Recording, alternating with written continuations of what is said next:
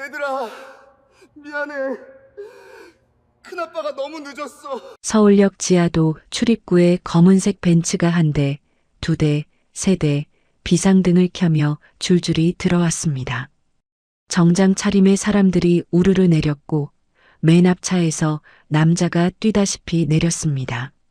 남자는 다름 아닌 재벌 회장 박준서.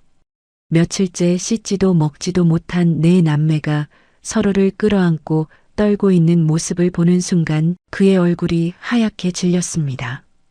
그리고 남자의 무릎이 꺾였습니다.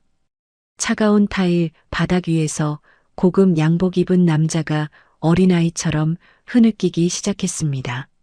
맞이 할인의 손에 들린 건 낡은 비닐봉지 속 파란색 통장 한 권. 대체 이 통장이 뭐길래 심야의 서울역의 재벌 회장이 무릎 꿇고 울고 있는 걸까요? 지금 무료로 할 수 있는 좋아요 버튼 눌러주세요. 2026년 가족들에게 건강운이 2배로 돌아올 거예요. 새벽 1시가 넘은 서울역 지하도는 이상하게도 사람들로 북적였습니다. 막차를 놓친 사람들, 새벽 열차를 기다리는 사람들, 그리고 갈 곳 없이 구석에 웅크린 사람들까지. 형광등 불빛이 차갑게 바닥을 비추고 환풍구에서는 쉴 새 없이 찬바람이 뿜어져 나왔죠. 그 많은 사람들 사이로 4명의 아이가 서 있었습니다. 맞이하리는 18살이었어요. 그 아래로 15살 태준, 10살 소은, 그리고 겨우 4살 배기 막내 이든까지. 네 남매는 며칠째 제대로 씻지 못한 채였습니다. 머리카락은 기름기로 들러붙어 있었고 옷에서는 땀과 먼지가 뒤섞인 냄새가 났어요. 잠도 제대로 자지 못했습니다. 어젯밤은 놀이터 정자 밑에서, 그 전날 밤은 대형마트 비상계단에서 몸을 웅크렸죠. 할인의 양손에는 비닐봉지 2개가 들려 있었습니다. 하얀 비닐 사이로 아빠의 낡은 셔츠 한 벌이 비쳐 보였어요. 봉지 안에는 그 셔츠 말고도 아빠의 지갑, 가족사진 몇 장, 그리고 서류 몇 장이 뒤엉켜 있었습니다. 전부 며칠 전 쫓겨나면서 급히 챙긴 것들이었죠. 지하도 한편에 자리 잡은 편의점에서 따뜻한 김이 피어올랐습니다. 누군가 컵라면에 뜨거운 물을 붓고 있었어요. 매콤한 스프 냄새가 지하도 전체로 퍼져나갔습니다. 막내 이든이 그 냄새를 맡았습니다. 아이의 코가 벌름거렸어요. 작은 손이 할인의 바지춤을 잡아당겼습니다. 이든은 아직 말을 제대로 하지 못하는 나이였지만 배고프다는 것만은 온몸으로 표현할 줄 알았죠. 입술이 삐죽 나오더니 눈가가 붉어지기 시작했습니다. 소은이 재빨리 동생의 손을 꽉 잡았습니다. 10살짜리 아이는 울면 안 된다는 걸 알고 있었어요. 울면 사람들이 쳐다봅니다. 쳐다보면 신고합니다. 신고하면 형제들은 갈라집니다. 소은은 이를 악물고 동생을 끌어안았습니다. 제 얼굴도 일그러질 것 같았지만 꾹 참았어요. 태준이 누나에게 물었습니다. 누나, 우리 이제 어디가? 하리는 대답하지 못했습니다. 입술만 달싹거렸을 뿐 소리는 나오지 않았어요. 어디로 가야 할지 몰랐기 때문입니다. 아니, 솔직히 말하면 갈 곳이 없었습니다. 지나가는 사람들의 발소리가 끊임없이 울렸습니다. 구두 소리, 운동화 소리, 캐리어 바퀴 소리. 그 많은 소리 속에서 아무도 아이들을 쳐다보지 않았어요. 눈길 한 번 주지 않았습니다. 마치 아이들이 투명인간이라도 된 것처럼. 하리는 일부러 사람들 사이에 섞여 서 있었습니다. 사람이 많은 곳에 있으면 덜 눈에 띈다고 생각했거든요. 구석에 혼자 웅크려 있으면 경비원이 다가옵니다. 경비원이 오면 질문을 합니다. 질문에 제대로 대답하지 못하면 경찰이 옵니다. 경찰. 그 단어만 떠올려도 할인의 등줄기가 서늘해졌습니다. 경찰이 오면 끝입니다. 아동보호 어쩌고 긴급보호 어쩌고 하면서 동생들을 데려갈 겁니다. 각자 다른 시설로, 각자 다른 곳으로. 하리는 그게 가장 무서웠습니다. 내 남매가 흩어지는 것. 아빠가 돌아가시고 나서 하린이 가장 먼저 한 다짐은 단 하나였어요. 동생들과 절대 떨어지지 않겠다는 것. 그게 전부였습니다. 돈도 없고 갈 곳도 없고 어른도 없지만 적어도 넷이 함께 있으면 버틸 수 있을 것 같았습니다. 이든의 울음이 터지기 직전이었습니다. 아이의 입꼬리가 아래로 처지고 눈에서 물기가 맺히기 시작했어요. 작은 어깨가 부들부들 떨렸습니다. 배가 고파서인지 추워서인지 아니면 둘 다인지 하리는 속으로 되뇌었습니다. 오늘 밤만 넘기자. 내일 아침이 되면 뭔가 방법이 있을 거야. 해가 뜨면 생각이 나겠지. 일단 오늘 밤만 버티자. 하지만 몸은 정직했습니다. 하린의 손도 떨리고 있었어요.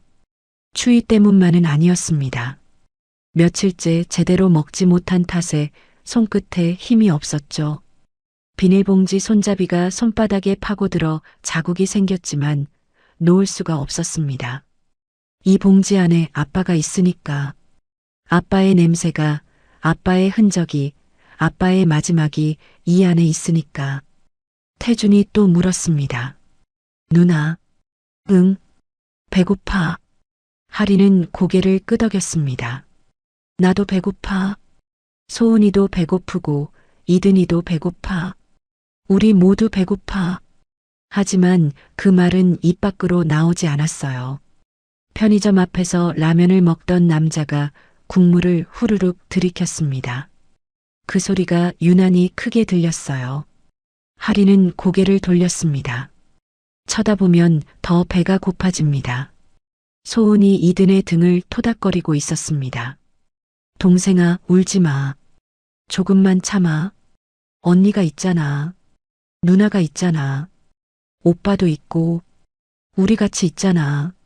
하지만 이든은 이해하기엔 너무 어렸습니다.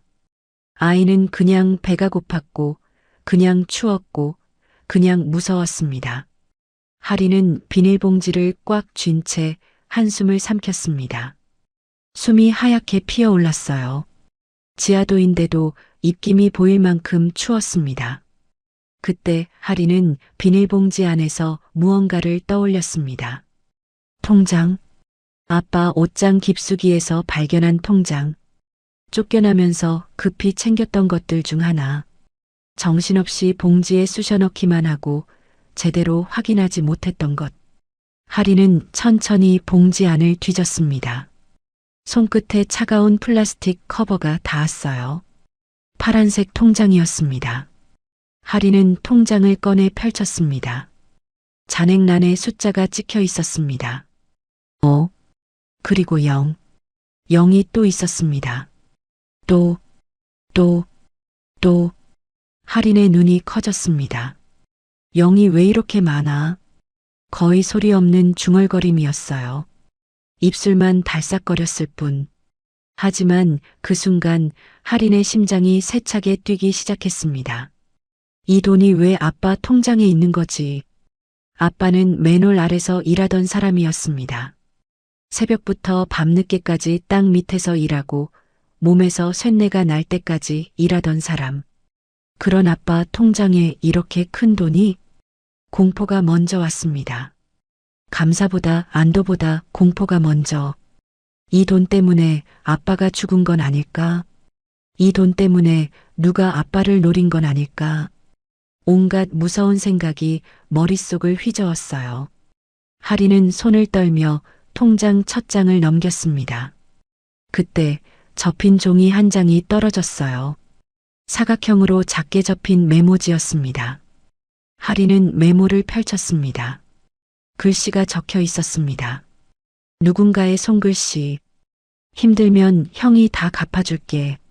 그리고 그 아래 괄호 안에 4자리 숫자가 적혀 있었어요. 비밀번호였습니다. 하린의 머릿속이 하얗게 비었습니다. 형? 아빠한테 형이 있었어? 하리는 아빠의 가족에 대해 아는 게 거의 없었습니다. 아빠는 가족 이야기를 잘하지 않았어요. 어릴 때 물어보면 그냥 웃기만 했고, 크고 나서 물어보면 화제를 돌렸습니다. 그래서 하리는 아빠가 천애고아인 줄 알았어요. 형제도 없고 부모도 없는. 그런데 형이 있었던 건가? 그렇다면 왜 장례식에 아무도 오지 않은 걸까? 아빠가 죽었을 때 장례식장은 텅 비어 있었습니다. 계모와 그 남자, 그리고 아이들 넷. 그게 전부였어요. 화환 하나 없었고 조문객 한 명 없었습니다. 아빠의 형이 있었다면 왜 오지 않은 걸까? 태준이 메모를 힐끗 보더니 물었습니다. 누나, 형이 진짜 있으면 우리 좀 살 수 있어? 하리는 대답하지 못했습니다. 모르겠어. 진짜 있는지도 모르겠고, 있다 해도 우리를 도와줄지 모르겠어. 하지만 하리는 메모를 다시 꼭 접어서 통장 사이에 끼워 넣었습니다. 버리지 못했어요. 버릴 수가 없었습니다. 아빠가 이 통장을 옷장 깊숙이 숨겨뒀다는 건 뭔가 의미가 있는 거겠죠. 아빠가 이 메모를 간직하고 있었다는 건 그 형이라는 사람을 완전히 잊지 않았다는 거겠죠. 하리는 통장을 손에 쥔 채 망설였습니다. 이 돈을 써도 될까? 이건 아빠 돈인데. 아빠가 남긴 마지막 돈인데. 하린에게 이 통장은 돈이 아니었습니다. 아빠 그 자체였어요. 아빠의 손때가 묻은 것. 아빠가 매일 만졌을 것. 아빠의 마지막 흔적. 이걸 쓴다는 건 아빠를 조금씩 잃어버리는 것 같았습니다. 그때 이든이 울음을 터뜨렸습니다. 작은 몸이 바닥에 주저앉으며 으앙하고 울기 시작했어요. 참고 참던 울음이 터진 겁니다. 소은이 당황해서 동생을 끌어안았지만 울음은 멈추지 않았습니다. 지나가던 사람 몇 명이 힐끗 쳐다봤어요. 하린의 심장이 쿵쿵거렸습니다. 저기요, 애들이 왜 저래요? 저 애들 부모 어디 갔어요? 누가 이런 말을 꺼내기 전에 빨리 이 상황을 정리해야 했습니다. 하리는 이를 악물었습니다. 오늘만 3만 원. 라면 4개 사고 찜질방 가서 하룻밤 자고. 그것만 하자. 아빠 미안해. 미안해요. 소은이 울먹이며 말했습니다. 언니, 아빠가 우리 살리라고 남긴 거야. 그러니까 써도 돼. 하리는 동생의 말에 마음이 흔들렸습니다. 그래. 아빠가 남긴 거야. 우리를 위해 남긴 거야. 하리는 이든을 안아 올렸습니다. 아이의 몸이 차가웠어요. 체온이 떨어지고 있었습니다. 더 이상 망설일 시간이 없었습니다. 가자. ATM으로. 하리는 비닐봉지를 태준에게 맡기고 막내를 안은 채 걸음을 옮겼습니다. 소은이 언니 옷자락을 잡고 따라왔고 태준이 비닐봉지를 꽉 쥐고 뒤따랐어요. 네 남매는 서울역 지하도를 가로질러 ATM 부스로 향했습니다. 일주일 전 모든 것이 무너졌습니다. 그날 새벽은 유난히 추웠어요. 한겨울 새벽 5시, 아직 해가 뜨기 전이었습니다. 도윤은 그 시간에도 맨홀 아래에서 일하고 있었죠. 지하 배관 공사. 차갑고 습한 땅속에서 쪼그려 앉아 파이프를 잇는 일이었습니다. 도윤의 손은 늘 거칠었어요. 손등에는 작은 상처가 끊이지 않았고 손톱 사이에는 씻어도 빠지지 않는 기름때가 끼어 있었습니다. 하리는 아빠의 그 손을 좋아했어요. 투박하지만 따뜻한 손. 그 손이 머리를 쓰다듬어 줄 때면 세상 모든 걱정이 사라지는 것 같았죠. 그런 아빠가 쓰러졌습니다. 현장 관리자의 전화가 왔을 때 하리는 학교 가기 전 동생들 밥을 차리고 있었어요. 전화기 너머로 들려온 말은 짧았습니다. 아버지가 쓰러지셨다. 병원으로 오라. 그게 전부였어요. 하리는 불을 끄는 것도 잊은 채 집을 뛰쳐나갔습니다. 태준이 놀라서 따라 나왔고 소우는 이든을 업고 뒤따라왔죠. 내 남매는 택시비도 없이 버스를 갈아타며 병원으로 달려갔습니다. 하지만 늦었어요. 응급실에 도착했을 때 의사는 고개를 저었습니다. 심정지. 발견이 너무 늦었다. 소생 가능성이 없다. 의사의 말 하나하나가 하린의 가슴에 못처럼 박혔어요. 하린은 아빠 얼굴을 봤습니다. 눈을 감고 누워있는 아빠는 그냥 자는 것 같았어요. 금방이라도 눈을 뜨고 뭐 그렇게 울어 라고 말할 것 같았습니다. 하지만 아빠의 손은 이미 차가웠어요. 그 투박하고 따뜻하던 손이. 태준이 아빠 손을 잡고 울었습니다. 소우는 무슨 일인지 이해하지 못한 채 언니 옷자락을 잡고 있었어요. 이든은 병원 특유의 냄새가 무서웠는지 칭얼거렸죠. 하리는 울지 않았습니다. 울면 안 됐어요. 지금 울면 동생들이 더 무너질 것 같았습니다. 하리는 이를 악물고 눈물을 삼켰어요. 턱이 아플 정도로 꽉 깨물었습니다. 장례는 초라했습니다. 아빠의 지인이라고 찾아온 사람은 현장 동료 2~3명 뿐이었어요. 그마저도 잠깐 들렀다 갔습니다. 화환 하나 없는 빈소, 조문객 없는 장례식장. 하리는 그 썰렁한 공간에서 3일 밤낮을 지새웠어요. 계모 선영은 장례 기간 내내 이상했습니다. 울기는 울었어요. 하지만 그 눈물이 진짜인지 하리는 알 수 없었습니다. 선영은 눈물을 흘리면서도 끊임없이 전화를 받았어요. 장례식장 복도에서 작은 목소리로 뭔가를 속삭였죠. 하린이 다가가면 전화를 끊었습니다. 그리고 그 남자가 있었어요. 최강수, 계모의 내연남이었습니다. 물론 그때 하린은 그게 내연남인지 몰랐어요. 그냥 아는 사람이려니 했죠. 하지만 광수는 장례식장 주변을 계속 맴돌았습니다. 손에는 늘 서류 뭉치가 들려 있었어요. 계모와 눈짓을 주고받고 뭔가를 확인하고 고개를 끄덕였죠. 장례 마지막 날 하리는 우연히 그들의 대화를 들었습니다. 계모가 낮은 목소리로 말했어요. 보험금은 다 내 앞으로 되어 있어. 걱정 마. 광수가 대답했습니다. 애들은 내가 알아서 해. 그 짧은 대화가 하린의 가슴에 칼날처럼 꽂혔어요. 보험금, 애들, 알아서 해. 그 말들이 머릿속에서 맴돌았습니다. 장례가 끝나자마자 계모의 태도가 완전히 달라졌습니다. 집에 돌아온 날 저녁이었어요. 하리는 동생들을 씻기고 재우려 했습니다. 그때 계모가 거실로 나왔어요. 얼굴에는 눈물 자국 하나 없었습니다. 대신 차갑고 단단한 표정이 있었죠. 짐 싸. 하리는 처음엔 무슨 말인지 몰랐어요. 네, 짐 싸라고. 너희는 오늘 나가야 해. 하린의 머릿속이 하얗게 비었습니다. 나가라고요? 지금요? 아빠 장례가 방금 끝났는데요? 어머니, 무슨 말씀이세요? 하리는 계모를 어머니라고 불렀어요. 3년 전 아빠가 재혼했을 때부터 그렇게 불러왔습니다. 진짜 엄마처럼 느껴진 적은 한 번도 없었지만 그래도 어머니였어요.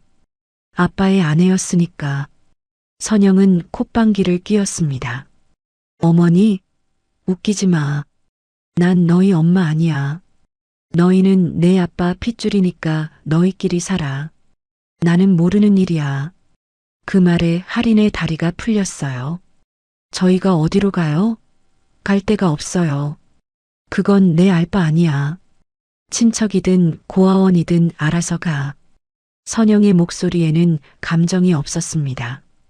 마치 귀찮은 짐을 치우듯 사무적이고 차가웠어요. 하리는 그제야 깨달았습니다. 이 사람은 처음부터 우리를 가족으로 본 적이 없구나. 태준이 방에서 나왔습니다. 뭐야, 무슨 소리야? 너도 짐 싸. 오늘 중으로 나가. 태준의 얼굴이 붉게 달아올랐어요. 미쳤어요? 아빠 장례가 오늘 끝났는데.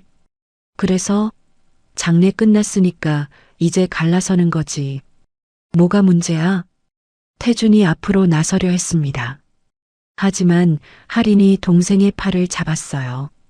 여기서 싸우면 안 돼. 이기지 못해. 할인은 눈으로 동생에게 말했습니다. 그때 광수가 나타났습니다. 현관문이 열리더니 그 남자가 집 안으로 들어왔어요. 마치 자기 집인 것처럼 자연스럽게. 할인은 소름이 끼쳤습니다. 아빠가 죽은 지 하루도 안 됐는데 이 남자는 왜 여기 있는 거죠? 광수는 아이들을 훑어보더니 계모에게 말했어요. 빨리 정리해. 시간 없어. 그리고 할인을 향해 턱짓을 했습니다. 뭐해? 빨리 안 싸? 할인은 치가 떨렸어요. 하지만 대항할 수 없었습니다. 18살 여자아이가 어른 남자에게 맞설 수는 없었죠. 할인은 방으로 들어가 짐을 쌌습니다. 손이 떨렸어요. 뭘 챙겨야 할지 몰랐습니다. 옷 몇 벌, 교과서, 동생들 옷. 그러다 아빠 방 앞에서 멈췄어요. 계모의 목소리가 들려왔습니다. 저 방에 있는 것들 다 버려.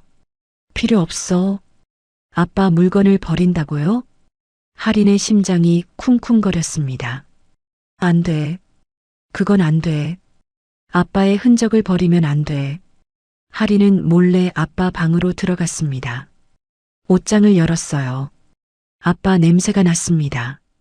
땀과 비누가 섞인 익숙하고 그리운 냄새. 할인은 눈물이 핑 돌았지만 꾹 참았어요. 옷장 깊숙한 곳에서 뭔가가 손에 잡혔습니다. 통장이었어요. 파란색 표지의 낡은 통장. 왜 이런 곳에 통장이 있지? 할인은 의아했지만 일단 챙겼습니다. 아빠 지갑도 챙겼어요. 사진 몇 장도, 셔츠 한 벌도, 전부 비닐봉지 2개에 쑤셔 넣었습니다. 거실로 나왔을 때 광수가 길을 막았어요. 뭐 들고 나가? 할인은 봉지를 뒤로 숨겼습니다. 제 짐이요. 광수는 의심스러운 눈으로 쳐다봤지만 곧 관심을 끊었어요. 빨리 꺼져. 그리고 발로 할인의 가방을 밀었습니다. 툭 하고 가방이 바닥에 쓰러졌어요. 안에 있던 옷가지가 쏟아졌습니다. 할인은 이를 악물고 옷을 주웠어요. 손이 떨렸습니다. 분노 때문인지 두려움 때문인지 아니면 둘 다인지 태준이 달려왔습니다. 아, 태준아, 됐어. 그냥 나가자. 할인은 동생을 말렸어요. 여기서 싸우면 우리만 다쳐. 일단 나가자. 나가서 생각하자. 소은이 이든의 손을 잡고 나왔습니다. 막내는 무슨 일인지 몰랐어요. 그냥 분위기가 무서워서 언니 치마를 꽉 잡고 있었죠. 내 남매는 현관으로 향했습니다. 문 앞에서 할인이 돌아봤어요. 계모는 팔짱을 끼고 서 있었습니다. 광수는 그 옆에서 비웃는 표정을 짓고 있었죠. 선영이 말했습니다. 다신 오지 마. 오면 경찰 부를 거야. 그 말이 할인의 가슴에 마지막 못을 박았어요. 할인은 대답하지 않았습니다. 고개를 돌리고 문을 나섰어요. 동생들이 뒤따랐습니다. 문이 닫혔습니다. 쿵 하는 소리가 복도에 울렸어요. 그 소리가 유난히 크게 느껴졌습니다. 마치 세상 전체가 문을 닫은 것 같았어요. 할인은 복도에 서서 잠시 움직이지 못했습니다. 손에는 비닐봉지 2개가 들려 있었어요. 아빠의 마지막 흔적들. 이게 전부였습니다. 3년간 살았던 집에서 가져온 건 이 봉지 2개가 전부였어요. 태준이 물었습니다. 누나, 이제 어디가? 할인은 대답하지 못했어요. 어디로 가야 할지 몰랐습니다. 친척은 없었어요. 아빠 쪽으로도 엄마 쪽으로도 연락할 사람이 없었습니다. 소은이 울먹이며 말했어요. 언니 추워. 이든이 칭얼거리기 시작했습니다. 하리는 정신을 차렸어요. 울 시간이 없었습니다. 동생들을 지켜야 했어요. 일단 오늘 밤을 넘겨야 했습니다. 가자. 일단 가자. 하리는 비닐봉지를 꽉 쥐고 걸음을 옮겼습니다. 동생들이 뒤따랐어요. 어디로 가는지도 모른 채 그냥 걸었습니다. 복도 끝에서 엘리베이터가 열렸습니다. 하리는 뒤를 돌아보지 않았어요. 쿵 닫혔던 그 문을 다시 보고 싶지 않았습니다. 내 남매는 그렇게 세상에 버려졌어요. 집에서 쫓겨난 게 아니었습니다. 세상에서 쫓겨난 기분이었어요. 갈 곳도 없고 기댈 사람도 없고 돈도 없었습니다. 있는 거라곤 비닐봉지 2개와 서로뿐이었죠. 하리는 걸으면서 속으로 다짐했습니다. 뭐가 됐든 동생들은 지킨다. 절대 흩어지지 않는다. 그게 아빠한테 할 수 있는 마지막 약속이었으니까. 서울역 지하도 구석, 사람들 발길이 뜸한 벤치 근처였습니다. 하리는 동생들을 벽 쪽으로 모았어요. 바람이라도 덜 맞게 하려는 거였죠. 태준이 소은과 이든을 감싸고 하리는 그 앞에 서서 지나가는 사람들의 시선을 막았습니다. 이제 뭘 해야 하지? 하린의 머릿속은 하얗게 비어 있었어요. 갈 곳도 없고 돈도 없고 연락할 사람도 없었습니다. 주머니를 뒤져봤지만 나온 건 구겨진 1,000원짜리 한 장뿐이었죠. 1,000원으로 뭘 할 수 있을까? 컵라면 하나도 못 사. 물도 못 사. 하리는 손에 들린 비닐봉지를 내려다봤습니다. 아빠의 유품들. 급하게 챙겨 나온 것들이 봉지 안에서 뒤엉켜 있었어요. 하리는 천천히 봉지를 열었습니다. 맨 위에 있던 건 아빠의 셔츠였어요. 회색 체크무늬, 낡아서 팔꿈치 부분이 해진 셔츠. 아빠가 주말마다 입던 옷이었습니다. 하리는 셔츠를 꺼내 코에 가져다 댔어요. 희미하게 아빠 냄새가 났습니다. 땀과 비누와 담배가 섞인 익숙하고 그리운 냄새. 눈물이 차올랐지만 꾹 참았어요. 그 아래에는 아빠 지갑이 있었습니다. 낡은 가죽 지갑. 열어보니 현금은 없었어요. 대신 사진 한 장이 있었습니다. 가족 사진이었죠. 하린이 10살쯤 됐을 때 찍은 것 같았어요. 아빠와 친엄마 그리고 어린 하린과 갓난아기 태준. 그때는 소은도 이든도 없었습니다. 하린은 사진을 오래 들여다봤어요. 사진 속 아빠는 웃고 있었습니다. 그 웃음이 너무 선명해서 가슴이 아팠죠. 그때 봉지 바닥에서 뭔가가 손에 잡혔습니다. 통장이었어요. 파란색 표지의 낡은 통장. 쫓겨나면서 아빠 옷장 깊숙한 곳에서 발견한 거였죠. 그때는 정신이 없어서 그냥 챙겼는데 이제야 제대로 볼 수 있었습니다. 하리는 통장을 펼쳤어요. 첫 페이지에는 아빠 이름이 적혀 있었습니다. 박도윤. 개설일은 15년도 더 전이었어요. 아빠가 28살 때 만든 통장이었습니다. 하리는 페이지를 넘겼어요. 거래 내역이 쭉 이어져 있었습니다. 입금, 입금, 입금. 출금은 거의 없었어요. 마치 누군가 꾸준히 돈을 넣어준 것 같았습니다.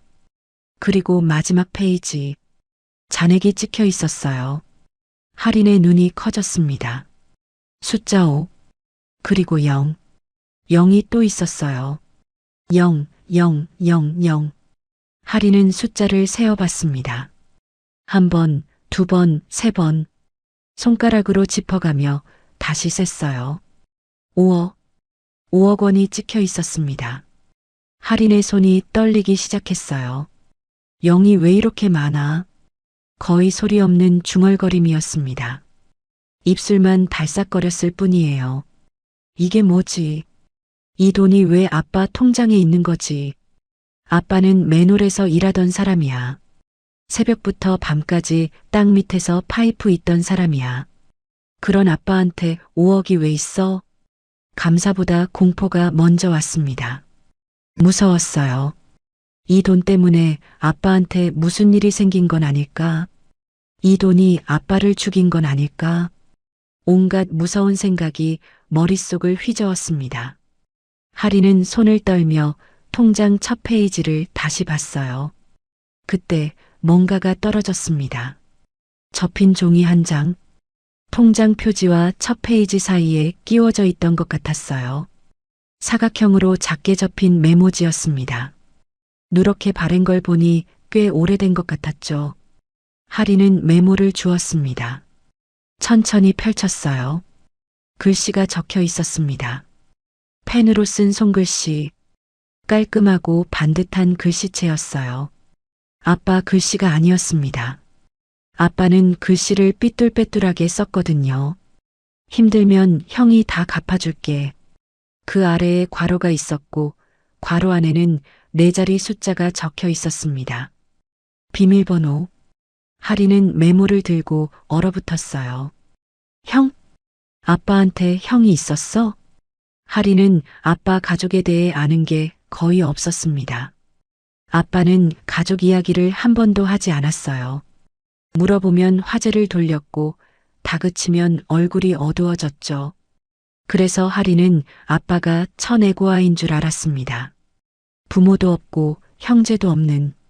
그런데 형이 있었어? 그렇다면 이 5억은 뭐지? 형이 넣어준 돈이야? 왜? 뭘 갚는다는 거야? 하린의 머릿속이 복잡하게 얽혔습니다. 그리고 또 다른 의문이 떠올랐어요. 왜 장례식에 아무도 안 왔지? 아빠한테 형이 있었다면 왜 장례식에 오지 않은 걸까? 동생이 죽었는데 형이 안 와? 그게 말이 돼? 하리는 메모를 꽉 쥐었습니다. 종이가 구겨질 것 같았지만 손에 힘을 뺄 수가 없었어요. 태준이 다가왔습니다. 누나, 그게 뭐야? 하리는 메모를 보여줬어요. 태준이 글씨를 읽더니 눈을 크게 떴습니다. 형? 아빠한테 형이 있었어? 나도 몰랐어. 태준은 메모를 뚫어지게 쳐다봤어요. 그러다 조심스럽게 물었습니다. 누나, 형이 진짜 있으면 우리 좀 살 수 있어? 하리는 대답하지 못했어요. 모르겠어. 진짜 있는지도 모르겠고 있다 해도 우리를 도와줄지 모르겠어. 장례식에도 안 온 사람인데 아빠랑 무슨 사이인지도 모르는데. 하지만 하리는 메모를 버리지 않았습니다. 다시 꼭 접어서 통장 사이에 끼워 넣었어요. 아빠가 이 메모를 버리지 않은 데는 이유가 있을 거야. 오래된 종이가 누렇게 바를 때까지 간직한 데는 이유가 있을 거야. 하리는 통장을 손에 쥔 채 망설였습니다. 5억. 이 돈이 있으면 동생들을 먹일 수 있어. 따뜻한 데서 재울 수 있어. 당장 오늘 밤을 넘길 수 있어. 하지만 손이 움직이지 않았어요. 이건 아빠 돈이야. 아빠가 남긴 마지막 거야. 이걸 쓰면 아빠를 쓰는 것 같아. 아빠를 조금씩 써서 없애는 것 같아. 하린에게 이 통장은 돈이 아니었습니다. 아빠 그 자체였어요. 아빠의 손때가 묻은 것. 아빠가 소중히 간직한 것. 아빠의 마지막 흔적. 하리는 통장 대신 지갑을 꺼내 꽉 쥐었습니다. 사진이 든 지갑. 아빠의 웃는 얼굴이 담긴 지갑. 그때 이든이 울음을 터뜨렸습니다. 배고파. 작은 목소리였지만 지하도에 울려 퍼졌어요. 아이는 더 이상 참지 못한 거였습니다. 배고파, 배고파. 이든의 울음이 점점 커졌습니다. 소은이 당황해서 동생을 끌어안았지만 소용없었어요. 이든아, 쉿. 조용히. 싫어, 배고파. 하리는 막내를 안아 올렸습니다. 아이의 몸이 차가웠어요. 볼에 손을 대보니 열도 있는 것 같았습니다. 며칠째 제대로 먹지도 자지도 못한 탓이었죠. 지나가던 사람 몇 명이 힐끗 쳐다봤어요. 하린의 심장이 쿵쿵거렸습니다. 누가 신고하면 어떡하지? 경찰이 오면 어떡하지? 태준이 말했습니다. 누나, 라면이라도 사자. 편의점에서. 돈이 없어. 통장에 있잖아. 아까 봤잖아. 하리는 입술을 깨물었어요. 아빠 돈. 아빠의 마지막 돈. 쓰면 안 되는 돈. 하지만 이든의 체온은 계속 떨어지고 있었습니다. 울음도 점점 커졌어요. 이대로 두면 아이가 정말 아플 것 같았습니다. 소은이 울먹이며 말했어요. 언니, 아빠가 우리 살리라고 남긴 거야. 그러니까 써도 돼. 아빠가 괜찮다고 할 거야. 그 말에 할인의 마음이 흔들렸습니다. 아빠가 살리라고 남긴 거야. 아빠는 분명 그랬을 거예요. 돈보다 아이들이 중요하다고. 내가 밥 굶는 꼴은 못 본다고. 아빠는 늘 그랬으니까. 하리는 눈을 질끈 감았습니다. 그리고 속으로 중얼거렸어요. 오늘만 3만 원. 라면 사고 찜질방 가서 하룻밤 자고. 그것만, 최소한만. 아빠 미안해. 정말 미안해. 하리는 통장을 꽉 쥐었습니다. 가자. 편의점. 내 남매는 편의점을 향해 걸음을 옮겼습니다. 하린의 손에는 통장이, 가슴에는 죄책감이 무겁게 들려 있었어요. 서울역 지하도 편의점은 한밤중에도 환하게 빛나고 있었습니다. 형광등 불빛이 유리창을 통해 쏟아져 나왔어요. 어두운 지하도와 대비되어 그 빛이 유난히 눈부셨습니다. 마치 추운 바다 한가운데 떠있는 등대 같았죠. 하지만 그 따뜻함은 아이들의 것이 아니었어요. 하리는 동생들을 데리고 편의점 앞에 섰습니다. 유리문 너머로 진열대가 보였어요. 삼각김밥이 가지런히 놓여 있었고 샌드위치와 도시락이 냉장고 안에서 빛나고 있었습니다. 과자 봉지들이 알록달록하게 쌓여 있었고 음료수 병들이 줄지어 서 있었죠. 그리고 한쪽 구석에 컵라면 코너가 있었습니다. 뜨거운 물이 담긴 포트에서 김이 모락모락 피어오르고 있었어요. 누군가 방금 라면을 먹었는지 매콤한 국물 냄새가 유리문 틈새로 새어나왔습니다. 이든이 그 냄새를 맡았어요. 아이의 코가 벌름거렸습니다. 작은 손이 유리창을 짚었어요. 손바닥 자국이 유리에 남았습니다. 언니, 저거. 이든의 손가락이 컵라면을 가리켰어요. 빨간 뚜껑의 컵라면. 1,500원짜리. 하리는 가슴이 쥐어짜이는 것 같았습니다. 컵라면 하나. 고작 1,500원. 동네 슈퍼에서도 쉽게 살 수 있는 것. 그런데 지금 할인에게는 그 1,500원이 없었어요. 할인은 유리문을 밀고 들어갔습니다. 편의점 안은 따뜻했어요. 히터가 천장에서 뜨거운 바람을 내뿜고 있었습니다. 며칠째 추위에 떨던 몸이 스르르 녹는 것 같았죠. 하지만 그 따뜻함이 오히려 서글펐어요. 잠깐이면 다시 나가야 하니까. 하리는 컵라면 코너로 향했습니다. 진열대 앞에 서서 라면을 골랐어요. 가장 싼 것으로 1,200원짜리 작은 컵라면 4개, 그리고 500원짜리 생수 한 병, 4개, 자기 것까지 4개. 하리는 라면을 팔에 안고 계산대로 향했습니다. 계산대 앞에 섰어요. 직원은 20대 초반의 남자였습니다. 졸린 눈으로 핸드폰을 보고 있다가 할인을 힐끗 쳐다봤어요. 그리고 다시 핸드폰으로 시선을 돌렸습니다. 할인은 주머니를 뒤졌어요. 왼쪽 바지 주머니. 아무것도 없었습니다. 오른쪽 바지 주머니. 구겨진 종이 한 장이 나왔어요. 1,000원짜리였습니다. 점퍼 주머니.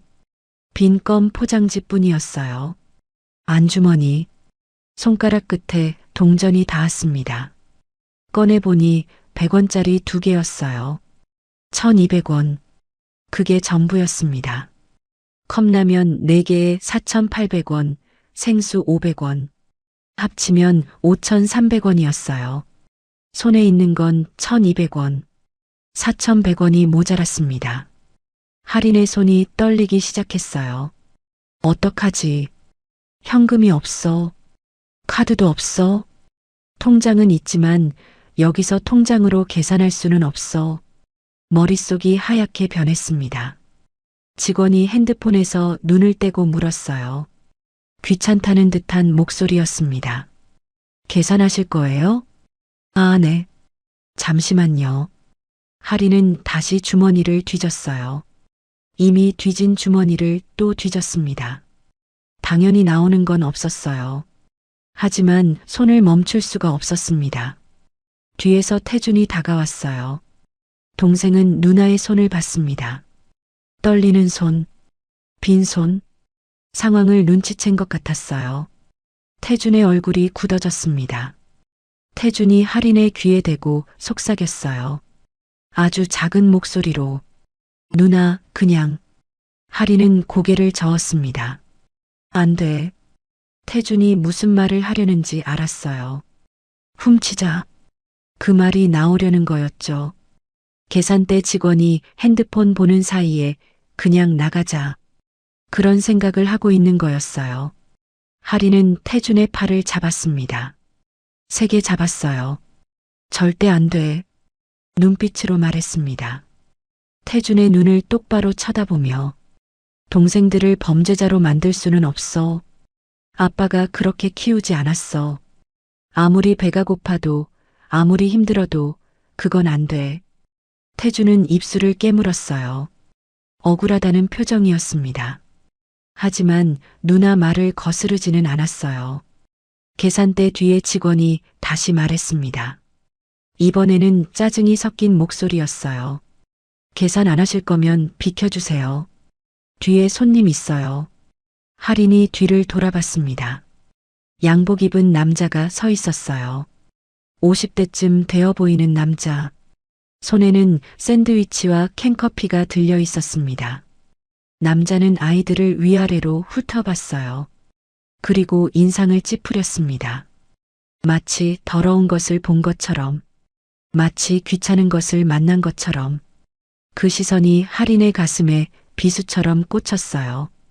우리가 뭘 잘못했는데요? 우리는 그냥 배고픈 거예요. 라면 한 그릇 먹고 싶은 것 뿐이에요. 하지만 그 말은 목구멍에서 나오지 않았습니다. 남자는 한숨을 쉬더니 아이들 옆을 비켜 지나갔어요. 일부러 거리를 두는 것처럼, 옷에 뭐가 묻기라도 할까봐 피하는 것처럼. 할인은 고개를 숙였습니다. 그때 소은이 이든의 손을 잡고 다가왔어요. 언니, 이든이 또 울 것 같아. 이든의 눈에 물기가 그렁그렁 맺혀 있었습니다. 입술이 파르르 떨리고 있었어요. 볼은 빨갛게 달아올라 있었고 코에서는 맑은 콧물이 흘러내리고 있었죠. 아이는 한계였어요.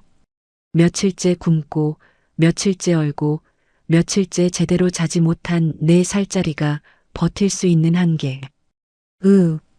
이든의 입에서 울음 비슷한 소리가 새어나왔습니다. 안 돼. 여기서 울면 안 돼.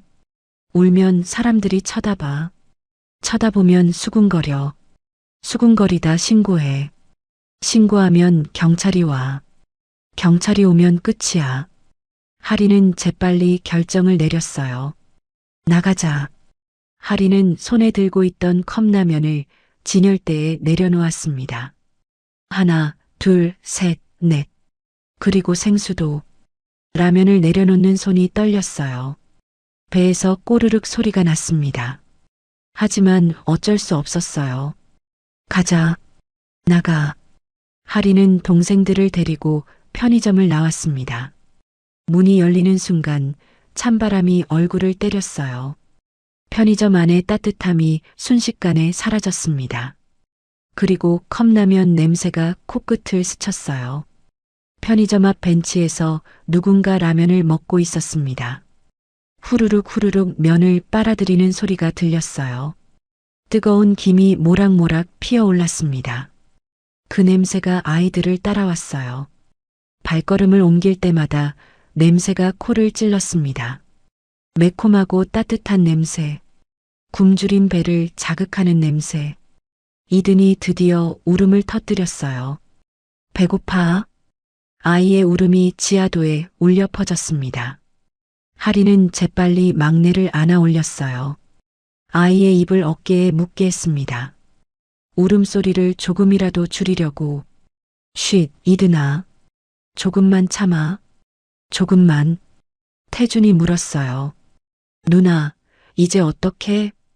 하리는 비닐봉지 안에 통장을 떠올렸습니다. 통장? 아빠 통장. 5억이 들어있는 통장. ATM 가자. ATM? 응. 거기서 돈 뽑으면 돼. 태준의 눈이 커졌어요. 그 통장에서? 아빠 통장에서? 응. 근데 그거 아빠 돈이잖아. 하리는 대답하지 못했어요. 태준 말이 맞았습니다. 아빠 돈이었어요. 아빠가 남긴 돈. 쓰면 안 되는 돈.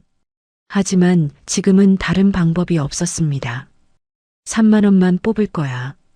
라면 사고 찜질방 가서 하룻밤 자는 거야. 그것만. 소은이 걱정스러운 얼굴로 물었어요. 언니 찜질방 가면 신고 안 당해? 하린의 가슴이 철렁 내려앉았습니다. 신고. 그 단어가 또 나왔어요. 아이들의 머릿속에 늘 박혀 있는 단어. 잡히면 끝이라는 공포. 괜찮아. 가족끼리 온 거면 안 물어봐. 사실 확신은 없었어요. 하지만 일단 오늘 밤을 넘겨야 했습니다. 일단 오늘 밤부터야. 오늘 밤만 넘기면 돼. 하리는 이든을 아는 채 걸음을 옮겼어요. 태준이 비닐봉지를 들고 따라왔고 소은이 오빠 손을 잡고 뒤따랐습니다. 네 남매는 ATM을 찾아 지하도를 걸었어요. 라면 냄새가 한참 동안 뒤따라왔습니다. ATM 부스는 지하도 중앙 근처에 있었습니다. 유리벽으로 둘러싸인 작은 공간이었어요. 안에는 기계 세대가 나란히 놓여 있었습니다. 형광등 불빛이 차갑게 내리쬐고 있었고 바닥에는 누군가 흘린 커피 자국이 마른 채 남아 있었죠. 하리는 유리문을 밀고 들어갔습니다. 부스 안은 밖보다 조금 따뜻했어요. 하지만 그 온기마저 차갑게 느껴졌습니다. 기계들이 윙윙거리는 소리가 귀를 울렸어요. 밖의 소음은 유리벽 너머로 희미하게 들려왔습니다. 하리는 동생들에게 말했어요. 여기서 잠깐 기다려. 태준이 고개를 끄덕였습니다. 소은은 이든의 손을 꽉 잡은 채 구석에 섰어요. 막내는 지쳐서 눈이 반쯤 감겨 있었습니다. 하리는 가운데 있는 ATM 앞에 섰어요. 화면에는 은행 로고가 떠 있었습니다. 파란 바탕에 하얀 글씨. 카드 또는 통장을 넣어주세요. 하리는 비닐봉지에서 통장을 꺼냈습니다. 파란색 표지의 낡은 통장. 아빠 이름이 적힌 통장. 손에 쥐는 순간 심장이 쿵쿵거렸어요. 미안해, 아빠. 정말 미안해. 하리는 통장을 기계에 밀어 넣으려 했습니다. 그런데 손이 말을 듣지 않았어요. 덜덜덜. 손가락이 떨려서 통장을 제대로 잡을 수가 없었습니다. 통장이 손에서 미끄러져 바닥에 떨어졌어요. 하리는 황급히 몸을 숙여 통장을 주었습니다. 무릎이 바닥에 닿았어요. 차가운 타일 바닥이었습니다. 진정해. 진정해야 해. 하리는 깊게 숨을 들이쉬었어요. 하나, 둘, 셋. 내쉬었습니다. 하나, 둘, 셋. 다시 일어섰어요. 통장을 양손으로 꽉 잡았습니다. 이번에는 천천히, 아주 천천히 통장을 기계 투입구에 밀어 넣었습니다. 윙! 기계가 통장을 빨아들였어요. 화면이 바뀌었습니다. 비밀번호를 입력해 주세요. 하리는 주머니에서 메모를 꺼냈어요. 누렇게 바른 작은 종이. 아빠 통장 사이에 끼워져 있던 메모. 힘들면 형이 다 갚아줄게. 그 아래 괄호 안에 숫자가 적혀 있었습니다. 1983. 하리는 숫자판을 봤어요. 0부터 9까지 숫자가 가지런히 놓여 있었습니다. 이를 누르려고 손가락을 뻗었어요. 그런데 손가락이 또 떨렸습니다. 심장이 너무 빨리 뛰고 있었어요. 귀에서 맥박 소리가 들릴 정도였습니다. 손끝에 힘이 들어가지 않았어요. 1.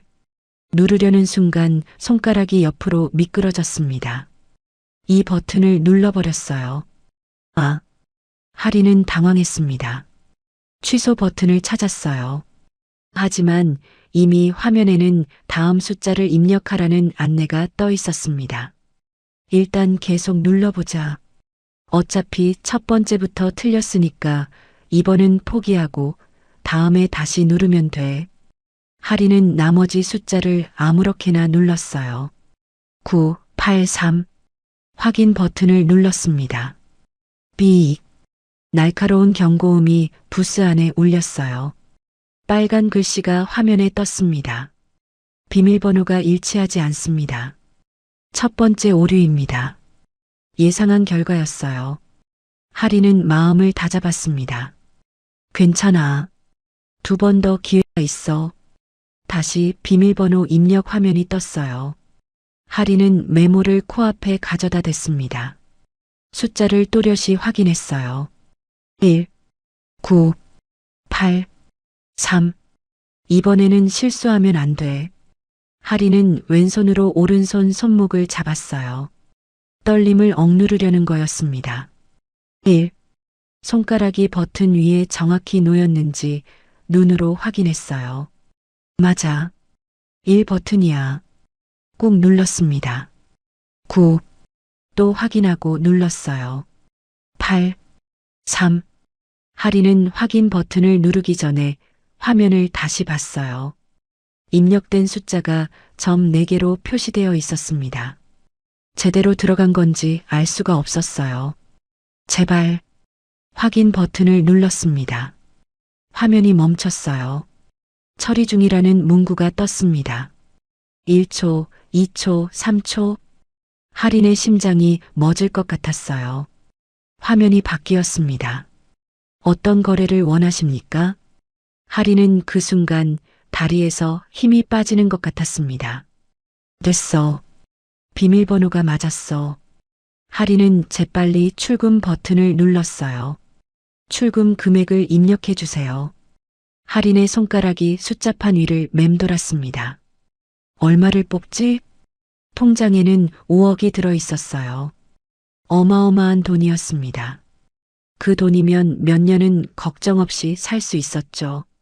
하지만 하리는 큰 돈을 뽑을 생각이 없었어요. 이건 아빠 돈이야. 내 돈이 아니야. 최소한만 쓸 거야. 하리는 숫자를 입력했습니다. 3만 원. 라면 사고 찜질방 가서 하룻밤 자면 그 정도면 충분했어요. 오늘 밤만 넘기면 돼. 내일은 또 생각하면 돼. 확인 버튼을 눌렀습니다. 화면에 뭔가가 떴어요. 거래가 지연되고 있습니다. 잠시만 기다려주세요. 하리는 고개를 갸웃거렸어요. 지연? 왜? 화면은 계속 같은 문구만 보여줬습니다. 지연되고 있습니다. 기다려주세요. 5초, 10초, 15초. 하린의 불안이 커졌어요. 뭔가 잘못된 건가? 왜 이렇게 오래 걸리지? 20초, 25초, 30초. 하린은 참을 수가 없었습니다. 화면을 터치했어요. 반응이 없었습니다. 확인 버튼을 다시 눌렀어요. 그러자 화면이 바뀌었습니다. 보안상 이유로 거래가 제한되었습니다. 하린의 얼굴이 하얗게 질렸어요. 뭐라고? 제한됐다고? 심장이 쿵쿵거렸습니다. 머릿속이 하얗게 변했어요. 왜?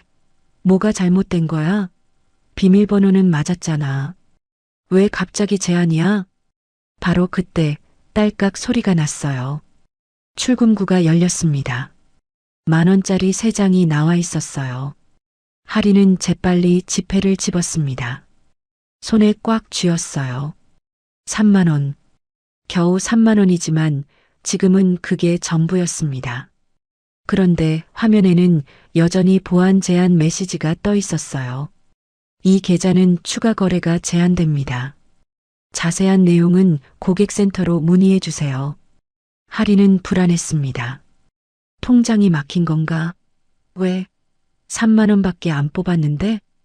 통장을 빼려고 버튼을 눌렀어요. 윙 소리가 나더니 통장이 튀어나왔습니다. 하리는 통장을 낚아채서 주머니에 쑤셔 넣었어요. 부스 밖으로 나왔습니다. 태준이 달려왔어요. 누나, 됐어? 응, 나왔어. 하리는 손에 쥔 지폐를 보여줬습니다. 10,000원짜리 3장. 구겨지지 않게 조심스럽게 쥐고 있었어요. 태준의 얼굴에 안도의 빛이 스쳤습니다. 하지만 금방 다시 어두워졌어요. 근데 누나, 아까 기계에서 뭔가 삐소리 났어. 밖에서도 들렸어. 하린의 가슴이 철렁 내려앉았습니다. 괜찮아. 그냥 기계 소리야. 진짜? 뭔가 잘못된 거 아니야? 아니야. 돈 나왔잖아. 됐어. 하린은 애써 태어난 척했어요. 하지만 마음속에서는 불안이 꿈틀거렸습니다. 왜 거래가 제한됐지? 뭔가 문제가 생긴 건가? 소은이 이든을 데리고 다가왔어요. 막내는 완전히 지쳐서 소은의 다리에 매달려 있었습니다. 언니, 이든이 진짜 힘들어해. 빨리 가자. 응. 라면 사고 찜질방 가자. 하리는 걸음을 옮기려 했습니다. 바로 그때였어요. 잠깐만요. 뒤에서 누군가 불렀습니다. 낮고 단정한 목소리였어요. 여자 목소리. 하린이 돌아봤습니다.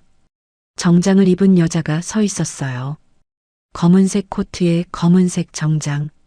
머리는 단정하게 묶여 있었고 손에는 무언가가 들려 있었습니다. 직원증이었어요. 여자가 직원증을 들어보이며 말했습니다. 방금 거래하신 분 맞으시죠? 신분 확인이 필요합니다. 하린의 심장이 멎는 것 같았어요. 정장을 입은 여자가 직원증을 들어보였습니다. 플라스틱 케이스 안에 사진과 이름이 적혀 있었어요. 하지만 하린의 눈에는 아무것도 들어오지 않았습니다. 그냥 하얗고 네모난 것이 눈앞에서 흔들리고 있을 뿐이었어요. 방금 거래하신 분 맞으시죠? 여자의 목소리는 낮고 단정했습니다. 화내는 것 같지도 다그치는 것 같지도 않았어요. 그냥 사무적이었습니다. 하지만 그 차분함이 오히려 더 무서웠어요. 하리는 얼어붙었습니다. 입이 열리지 않았어요. 목구멍이 바짝 말랐습니다. 심장이 미친 듯이 뛰고 있었어요. 신분 확인이 필요합니다. 본인 거래가 맞습니까? 본인 거래. 그 말이 하린의 머릿속을 강타했어요. 본인 거래가 아니야. 이 통장은 아빠 거야. 아빠 이름으로 된 통장이야. 그리고 아빠는 죽었어. 하린은 뒷걸음질 쳤습니다. 한 발, 두 발. 등 뒤에서 태준의 목소리가 들렸어요. 누나, 왜 그래? 저 사람 누구야? 하린은 대답하지 못했습니다. 대답할 수가 없었어요. 정작 여자가 한 걸음 다가왔습니다. 통장 명의자분이 직접 거래하신 건가요? 아니면 대리 거래인가요? 하린의 손이 떨리기 시작했어요. 비닐봉지를 쥔 손에 힘이 들어갔습니다. 봉지 안에서 바스락거리는 소리가 났어요. 그게. 하린이 겨우 입을 열었습니다. 하지만 말이 제대로 나오지 않았어요. 통장 명의자분은 어디 계시죠? 죽었어요. 그 말을 할 수가 없었습니다. 죽었다고 하면 어떻게 되는 거지? 죽은 사람 통장에서 돈을 뽑으면 범죄야? 나 잡혀가는 거야? 온갖 생각이 머릿속을 휘저었어요. 정작 여자가 또 물었습니다. 혹시 보호자분 연락처 있으세요? 보호자. 그 단어가 하린의 가슴에 비수처럼 꽂혔어요. 보호자가 없어요. 아빠는 죽었고 엄마는 오래전에 돌아가셨고 계모는 우리를 버렸어요. 보호자 같은 거 없어요. 하리는 고개를 저었습니다. 없어요. 없다고요? 여자의 눈썹이 살짝 올라갔어요. 그리고 하린을 위아래로 훑어봤습니다. 때 묻은 옷, 기름진 머리카락, 창백한 얼굴. 그 뒤에 서 있는 3명의 아이들. 여자의 표정이 미묘하게 변했어요. 혹시 미성년자세요? 하리는 대답하지 못했습니다. 여자가 다시 물었어요. 지금 보호자 없이 혼자 거래하신 건가요? 미성년자. 보호자 없이 혼자. 그 단어들이 하린의 귀에 박혔습니다. 이 사람이 경찰 부르면 어떡하지? 아동보호 어쩌고 하면서 우리 데려가면 어떡하지? 동생들이랑 헤어지면 어떡하지? 하린의 호흡이 가빠졌어요. 태준이 앞으로 나섰습니다. 누나한테 왜 그래요? 우리 누나가 뭘 잘못했는데요? 15살 소년이 주먹을 불끈 쥐고 있었어요. 어깨는 잔뜩 긴장해 있었고 눈에는 두려움과 분노가 뒤섞여 있었습니다. 정작 여자가 태준을 봤어요. 진정하세요. 저는 그냥 확인하러 온 거예요. 확인이요? 뭘 확인해요? 이 계좌에서 이상 거래가 감지됐어요. 오랫동안 사용하지 않던 계좌에서 갑자기 심야에 거래가 발생했거든요. 그래서 확인이 필요합니다. 이상 거래. 하린의 머릿속에서 경보가 울렸어요. 잡혔다. 우리 잡혔다. 소은이 이든의 손을 꽉 잡고 있었습니다. 막내는 무슨 상황인지 몰랐지만 분위기가 무서웠는지 언니 다리 뒤에 숨어 있었어요. 정작 여자가 하린에게 다시 시선을 돌렸습니다. 이 통장, 본인 명에 맞으세요? 하린은 고개를 저었어요. 거짓말을 할 수가 없었습니다. 아니요. 그럼 누구 통장이죠? 아빠요. 아버지요? 아버지는 지금 어디 계세요? 하린의 입술이 떨렸어요. 말해야 해. 말해야 하는데 입이 열리지 않아. 아빠는요? 하린의 목소리가 갈라졌습니다. 돌아가셨어요. 정작 여자의 표정이 굳어졌어요. 잠시 침묵이 흘렀습니다. 지하도의 소음이 멀게 느껴졌어요. 환풍구 돌아가는 소리, 먼 곳에서 들리는 발소리, 안내방송. 그 모든 소리가 아득했습니다. 여자가 천천히 말했어요. 돌아가셨다고요? 네. 언제요? 일주일 전이요. 여자는 잠시 하린을 바라봤습니다. 그리고 뒤에 서 있는 아이들을 봤어요. 태준, 소은, 이든. 4명의 아이들. 지금 보호자가 아무도 없는 건가요? 하린은 고개를 끄덕였어요. 여자의 눈빛이 달라졌습니다. 사무적이던 표정에 뭔가 다른 감정이 스쳤어요. 동정인지, 걱정인지, 아니면 당혹감인지. 잠깐만요. 여자가 뒤로 돌아섰습니다. 귀에 뭔가를 대고 작은 목소리로 말하기 시작했어요. 무전기 같은 것인지, 이어폰 같은 것인지, 하린은 알 수 없었습니다. 하린은 그 틈에 동생들을 뒤로 밀었어요. 얘들아, 조용히 해. 누나, 우리 어떡해? 태준의 목소리가 떨렸습니다. 몰라. 일단 기다려. 소은이 울먹이며 물었어요. 언니, 우리 잡혀가는 거야? 아니야. 아니야, 괜찮아. 하리는 말했지만 자기 목소리조차 믿을 수가 없었습니다. 잡혀가면 끝이야. 경찰 오면 끝이야.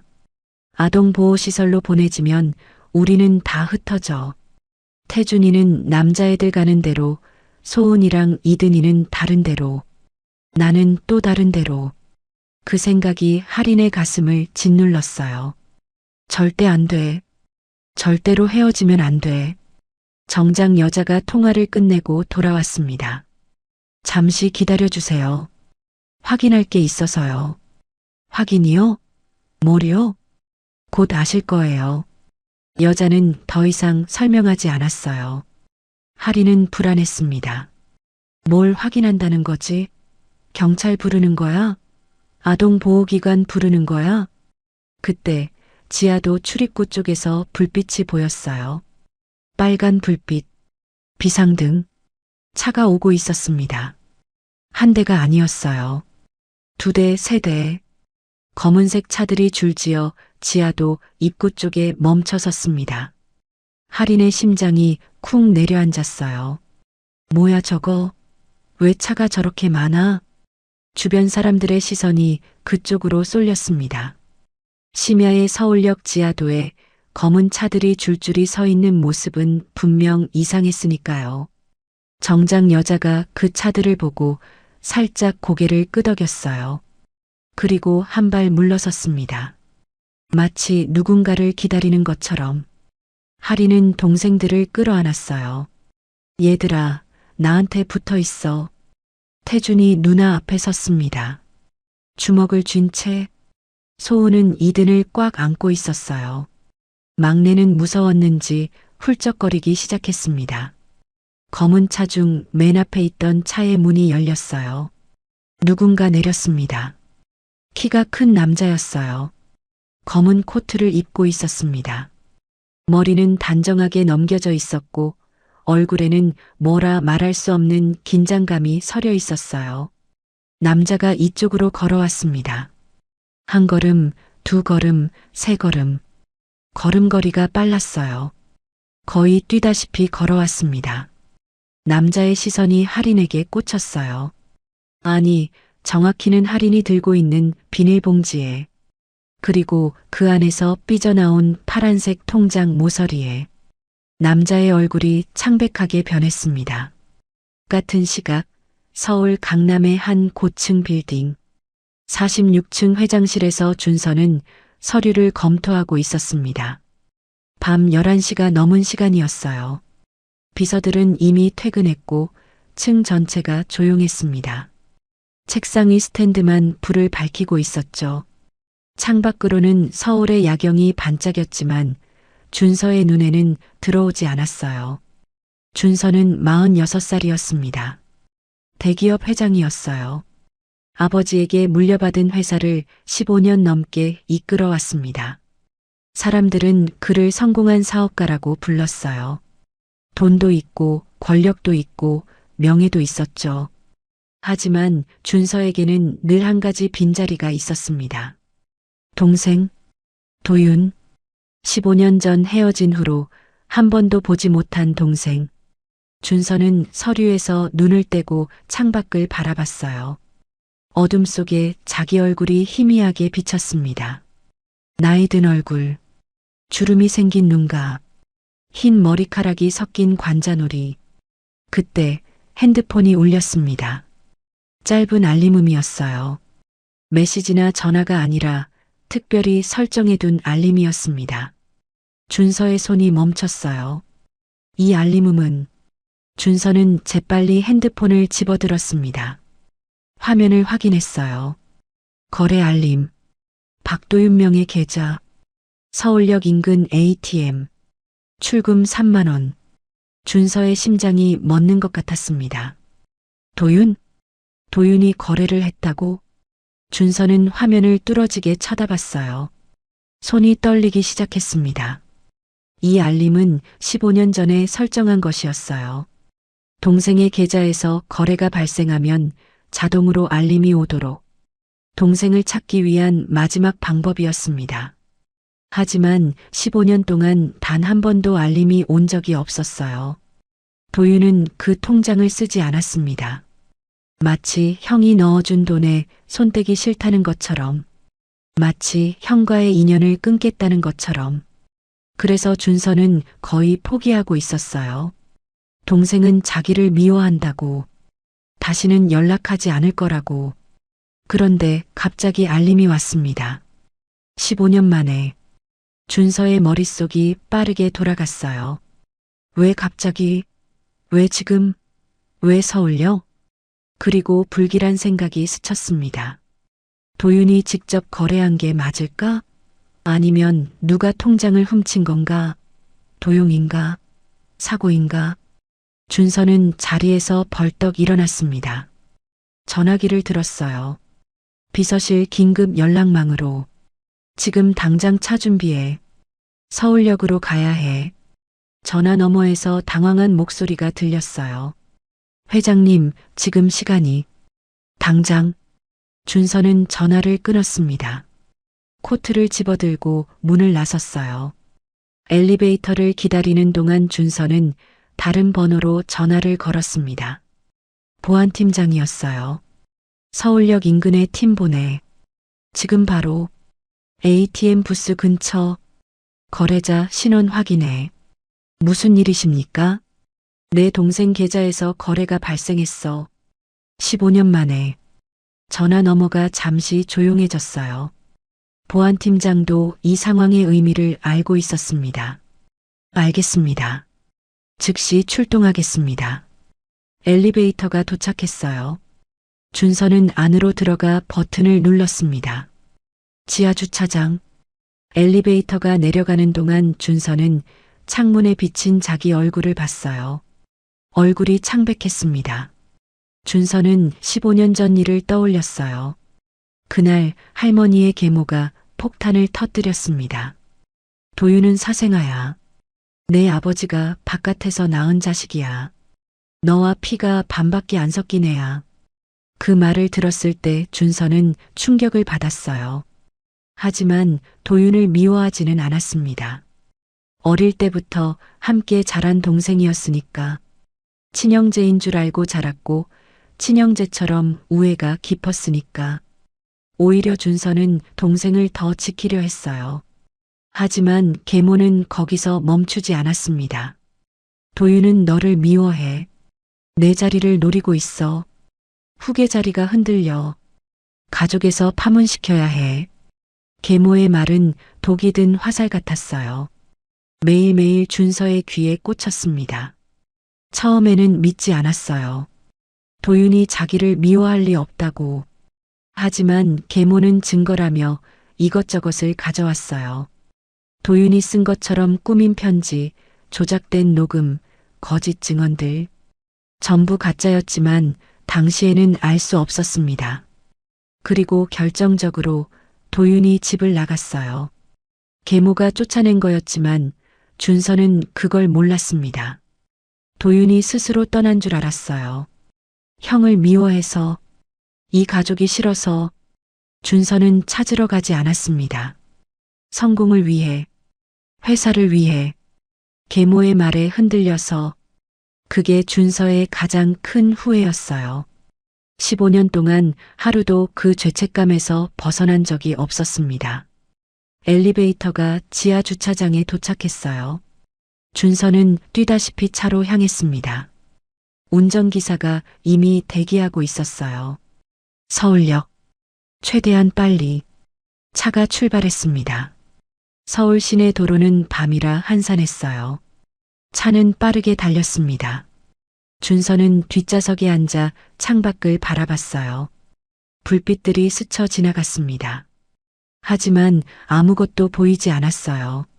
머릿속에는 온갖 생각이 소용돌이쳤습니다. 도윤이 직접 거래한 거라면 왜 15년 만에 그 통장을 쓴 걸까? 무슨 일이 생긴 걸까? 혹시 도윤에게 무슨 일이 생긴 건 아닐까? 그때 다른 생각이 스쳤어요. 도윤에게 아이들이 있다는 얘기를 들은 적이 있었습니다.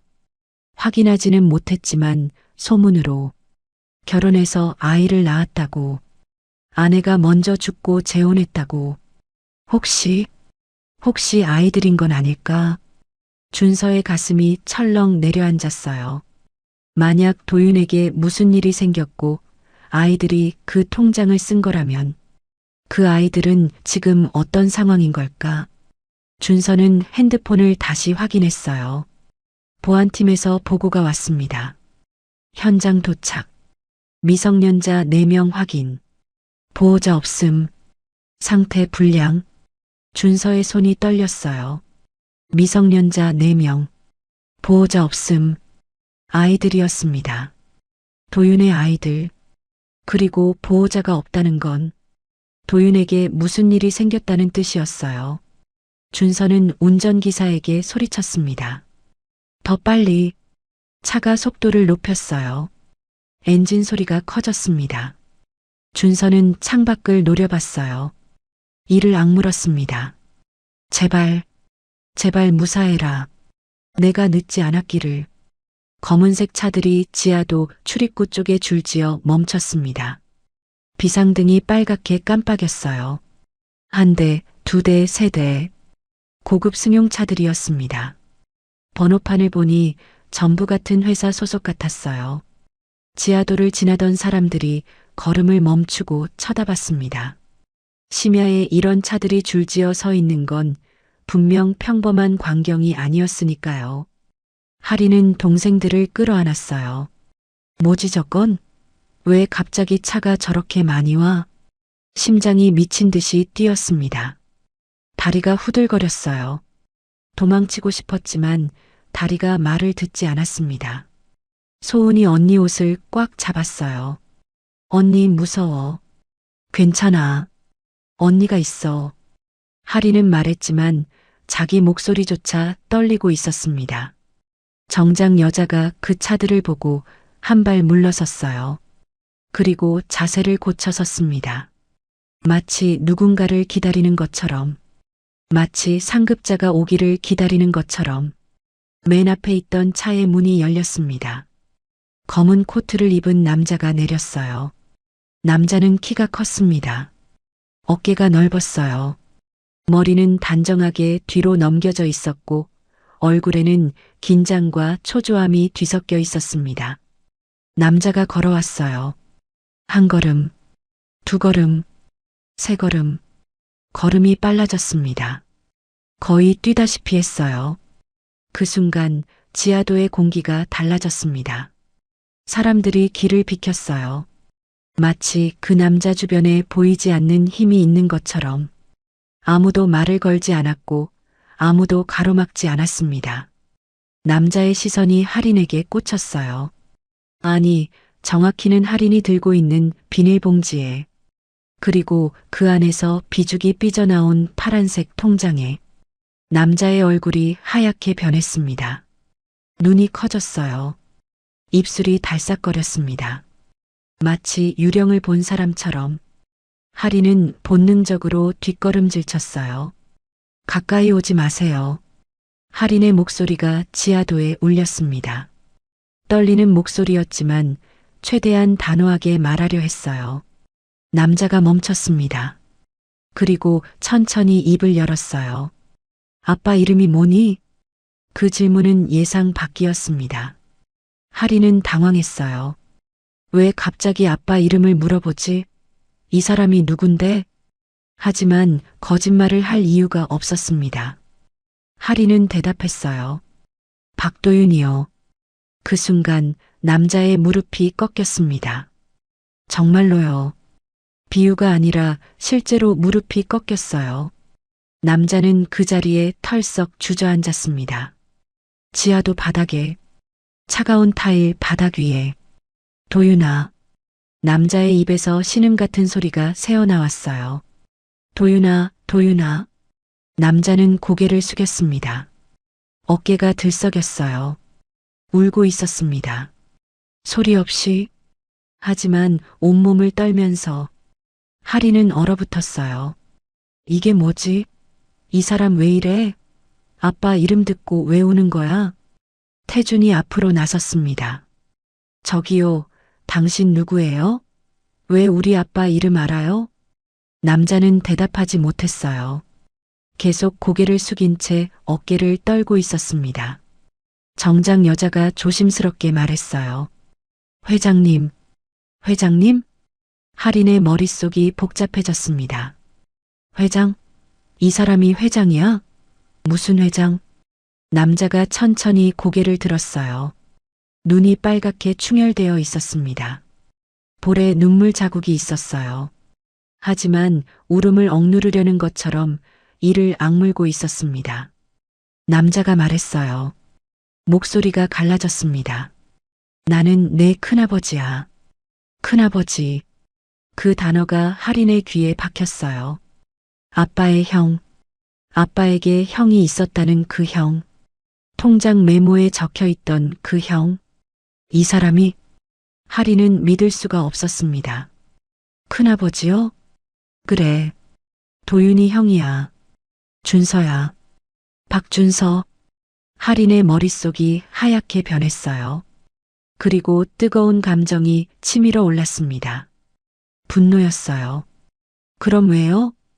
하린의 목소리가 날카로워졌습니다. 왜 지금 와요? 왜 아빠 장례식엔 안 왔어요? 준서의 얼굴이 일그러졌어요. 장례식? 아빠 돌아가셨어요. 일주일 전에. 장례식 했는데 아무도 안 왔어요. 큰아버지도 안 왔잖아요. 하린의 목소리가 떨렸습니다. 눈에 눈물이 차올랐어요. 하지만 울지 않으려고 이를 악물었습니다. 아빠한테 형이 있다면서요. 그런데 왜 안 왔어요? 아빠가 죽었는데 왜 안 왔냐고요. 준서의 눈에서 눈물이 줄줄 흘러내렸습니다. 몰랐어. 나는 몰랐어. 도윤이가 죽은 줄 몰랐어.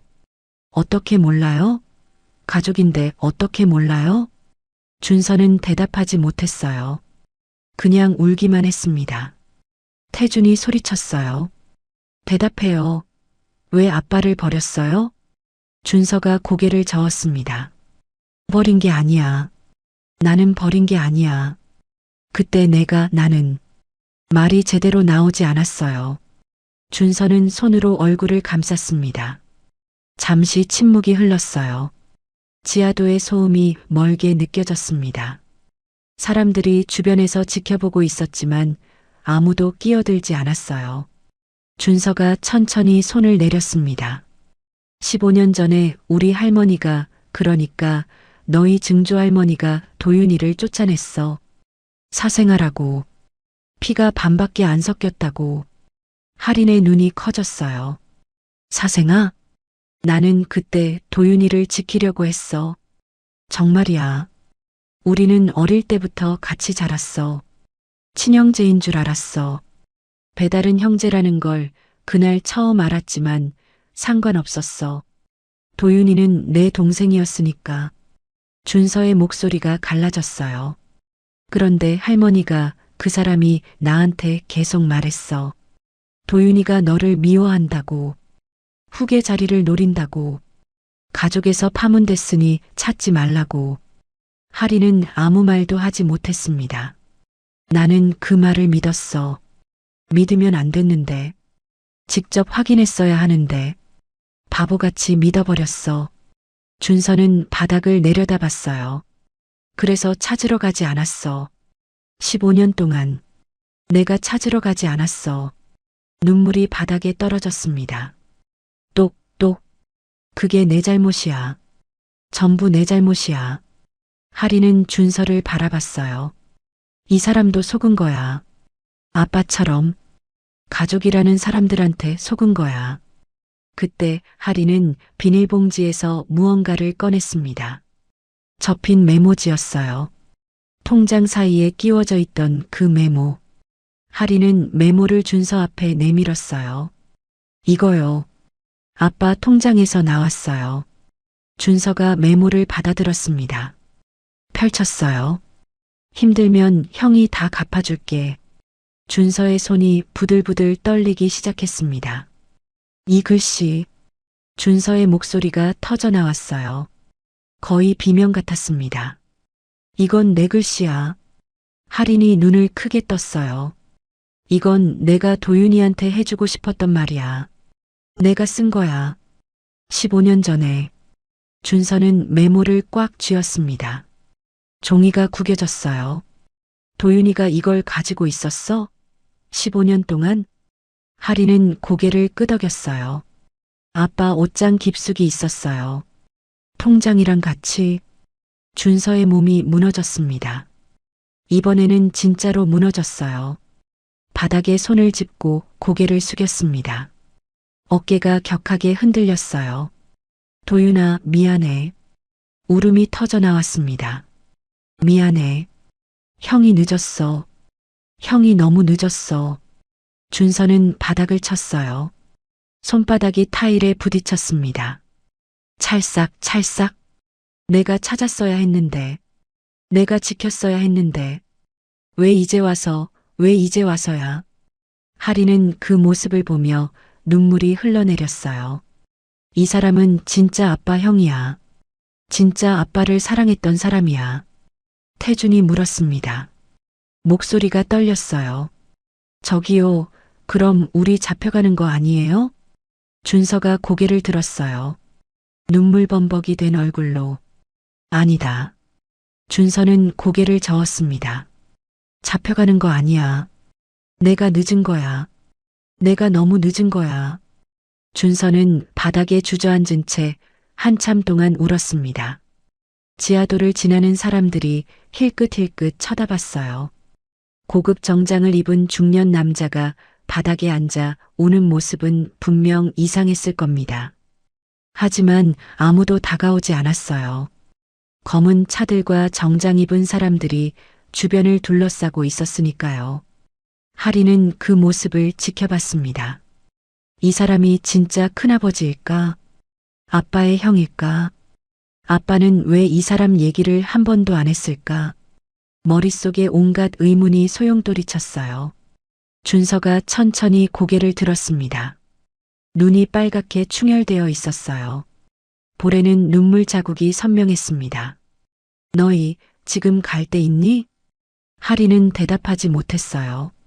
갈 데가 없었습니다. 그걸 인정하기가 싫었어요. 처음 보는 사람 앞에서 우리가 얼마나 비참한 상황인지 보여주고 싶지 않았습니다. 준서는 하린의 침묵을 이해한 것 같았어요. 일단 따뜻한 데로 가자. 얘기는 거기서 하자. 싫어요. 하린이 단호하게 말했습니다. 아저씨가 진짜 큰아버지인지 어떻게 알아요? 증거가 뭔데요? 준서는 잠시 하린을 바라봤어요. 그리고 천천히 일어섰습니다. 바지에 묻은 먼지를 대충 털었어요. 그래, 내 말이 맞아. 증거가 필요하지. 준서는 주머니에서 지갑을 꺼냈습니다. 그리고 그 안에서 사진 한 장을 빼냈어요. 낡은 사진이었습니다. 모서리가 달아 있었고 색이 발해 있었어요. 오래전에 찍은 것 같았습니다. 사진 속에는 두 남자가 있었어요. 20살쯤 되어 보이는 청년 둘. 나란히 서서 웃고 있었습니다. 준서가 사진을 하린에게 내밀었어요. 이거 봐. 하린은 조심스럽게 사진을 받아들었습니다. 사진 속 한 남자는 눈앞에 있는 준서였어요. 젊을 때 모습, 그리고 옆에 있는 남자는 하린의 숨이 멎었습니다. 아빠였어요. 젊은 아빠. 20살쯤 됐을 때의 아빠. 지금보다 훨씬 어리고 주름도 없고 머리도 까맣던 시절의 아빠. 하지만 분명히 아빠였습니다. 그 눈, 그 코, 그 웃는 모습. 틀림없었어요. 하린의 손이 떨렸습니다. 이거 언제요? 25년 전이야. 내가 21살, 도윤이가 18살 때. 준서의 목소리가 떨렸어요. 우리 형제는 어릴 때부터 붙어 다녔어. 새 차이밖에 안 나서 친구처럼 지냈지. 나는 도윤이가 친동생인 줄 알았어. 평생? 태준이 다가왔습니다. 사진을 보더니 눈이 커졌어요. 진짜 아빠네. 소은도 다가와서 사진을 봤어요. 막내 이드는 상황을 이해하지 못하고 그냥 언니 다리에 매달려 있었습니다. 준서가 말을 이었어요. 그런데 15년 전에 할머니가, 그러니까 너희 증조할머니가 모든 걸 폭로했어. 도윤이는 사생아라고. 아버지가 바깥에서 낳은 자식이라고. 배달은 형제라고. 하리는 눈을 크게 떴어요. 사생아. 배달은 형제. 그날 할머니는 도윤이를 쫓아냈어. 집에서, 가족에서, 완전히. 준서의 목소리가 갈라졌습니다. 나는 말렸어. 진짜로. 도윤이가 배다른 동생이면 어때? 어릴 때부터 같이 컸는데. 형제인 건 마찬가지잖아. 준서는 고개를 숙였어요. 근데 할머니가 나한테도 말했어. 도윤이가 너를 미워한다고, 내 자리를 노린다고, 후계 자리가 흔들린다고. 하리는 아무 말도 하지 못했습니다. 나는 그 말을 믿으면 안 됐어. 도윤이가 그럴 애가 아니라는 걸 알았어. 근데 나는 겁이 났어. 회사도 위태롭고 집안도 어수선하고 그 혼란 속에서 할머니 말이 맞는 것 같았어. 준서는 주먹을 꽉 쥐었어요. 그래서 도윤이를 찾으러 가지 않았어. 도윤이가 떠난 뒤에도, 연락이 끊긴 뒤에도 15년 동안 눈물이 또 흘러내렸습니다. 나는 비겁했어. 동생보다 내 자리가 더 중요했어. 그게 내 죄야. 하리는 준서를 바라봤어요. 이 사람도 속은 거구나. 아빠처럼 자기 가족한테 속은 거구나. 하리는 비닐봉지에서 무언가를 꺼냈습니다. 접힌 메모지였어요. 통장 사이에 끼워져 있던 그 메모. 이거요. 하린이 메모를 준서에게 내밀었어요. 아빠 통장에서 나왔어요. 15년 동안 아빠가 가지고 있었어요. 준서가 메모를 받아들었습니다. 펼쳤어요. 힘들면 형이 다 갚아줄게. 준서의 얼굴이 일그러졌습니다. 이 글씨, 손이 부들부들 떨렸어요. 이건 내 글씨야. 내가 쓴 거야. 하린이 물었습니다. 언제요? 도윤이가 쫓겨나기 전날. 내가 몰래 통장을 만들어서 도윤이한테 줬어. 안에 돈도 넣어두고 힘들면 쓰라고. 형이 도와줄 테니까 버티라고. 준서는 메모를 꽉 쥐었어요. 도윤이가 이걸 안 버리고 가지고 있었어? 15년 동안 한 번도 안 쓰고. 하리는 고개를 끄덕였어요. 아빠 옷장 깊숙이 있었어요. 숨겨둔 것처럼. 준서의 몸이 무너졌습니다. 무릎을 꿇었어요. 이번에는 진짜로, 완전히. 도윤아. 울음이 터져 나왔습니다. 미안해. 형이 미안해. 형이 찾았어야 했는데. 형이 지켰어야 했는데. 준서는 바닥을 쳤어요. 손바닥이 타일에 부딪혔습니다. 한 번, 두 번, 세 번. 왜 연락 안 했어? 왜 전화 안 했어? 힘들면 말하지. 이 통장 왜 안 썼어? 손등이 빨갛게 변했어요. 피가 배어나올 것 같았습니다. 아이들은 그 모습을 지켜봤어요. 하리는 처음으로 어른이 진짜로 무너지는 모습을 봤습니다. 계모가 울 때는 달랐어요. 그건 가짜 눈물이었습니다. 하지만 지금 이 사람의 눈물은 진짜였어요. 온몸을 뒤흔드는 진짜 슬픔이었습니다. 태준이 울먹이며 말했어요. 아빠 일주일 전에 돌아가셨어요. 일하다가요. 심장이 멈춰서요. 준서가 고개를 들었습니다. 눈이 휘둥그레졌어요. 뭐라고? 아빠 죽었어요. 장례도 끝났어요. 준서의 얼굴에서 핏기가 빠졌습니다.